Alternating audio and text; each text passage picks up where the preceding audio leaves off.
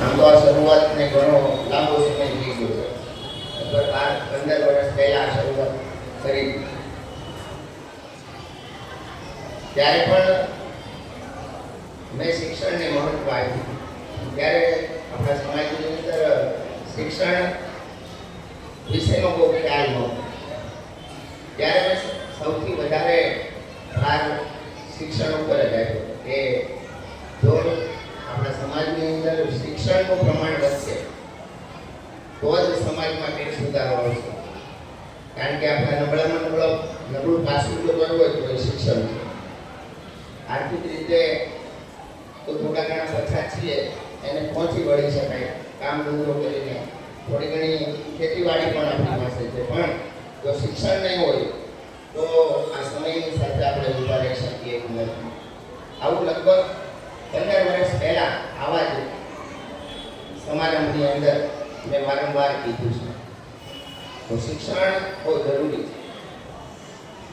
બીજી તો વધારે વાત નથી કરવી, પણ જો સુરતમાં શિક્ષણને લગતો કોઈ પ્રશ્ન હોય, કોઈને એડમિશન બાબતનો પ્રશ્ન હોય, કોઈને માર્ગદર્શનની જરૂર હોય તો ચોક્કસથી સંપર્ક કરજો. ચોક્કસથી મારાથી થશે એટલું માર્ગદર્શન હું કરીશ, અને મારાથી નહીં થાય તો અન્ય પણ મારા મિત્રો દ્વારા તમને માર્ગદર્શન મળી રહે એવી બનતી ચોક્કસ કોશિશ કરીશ. કારણ કે છેલ્લા 25 વર્ષથી આ 26મું વર્ષ છે આ ફિલ્ડની અંદર શિક્ષણમાં, અને ગુજરાતની કોઈ નામાંકિત એવી શાળામાં હું ભણાવું છું. આશાદીપ ગ્રુપ ઓફ સ્કૂલ્સ અમારી આપણા વિસ્તારની અંદર 9 જેટલી બ્રાન્ચ છે. એમાં આશાદીપ વિદ્યાલય એક સીમાડા નાકા પર આવેલી છે, એમ્સ હોસ્પિટલની પાછળ. આશાદીપ IITમાં હું છેલ્લા 10 વર્ષથી અભ્યાસ કરાવું છું. તો અમારી શાળામાં જો કોઈ એડમિશન બાબતની સમસ્યા હોય, કોઈને એડમિશન લેવાનું હોય, કંઈ જરૂરિયાત હોય તો ચોક્કસથી સંપર્ક કરજો.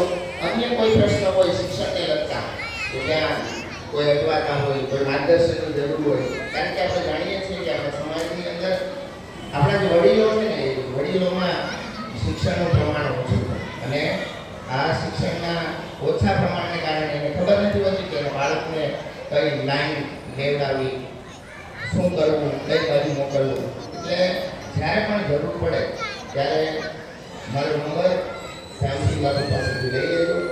જ્યારે જરૂર પડે ત્યારે ગમે ત્યારે પણ ફોન કરજો. મારી બનતી કોશિશ, મારી બનતી મદદ હું ચોક્કસ કરીશ. જય ગંગા.